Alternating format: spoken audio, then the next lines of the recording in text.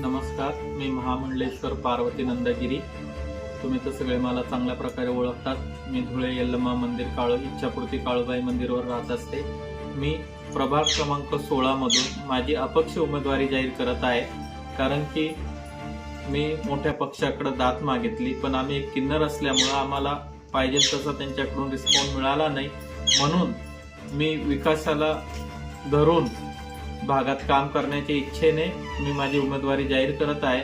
आणि चांगल्या प्रकारे मला जनतेचा सपोर्ट आहे, माझ्या भागाचा सपोर्ट आहे. आणि मी नक्कीच जर निवडून आली आणि मला ही संधी मिळाली तर मी चांगल्या प्रकारे महिलांचं रक्षण, त्याच्यानंतर जे भागात जे कामं रखडले ते कामं, भागाचा विकास याच्यावर मी प्रामुख्याने लक्ष देणार आहे. कारण की तुम्ही पाहतात मी एक किन्नर आहे, माझ्या आगमागं कोण नाही, माझे तुम्हीच सर्वस्व आहे. तुम्ही आया बहिणीच माझे आई बाप आहे. आजपर्यंत मी तुमच्याकडं भीक मागायला येत होते, बधाई मागायला येत होते, लग्नात येत होते, पण आज मी एक मताची बधाई म्हणून तुमच्याकडे येते आणि ते तुमच्या करताच येते.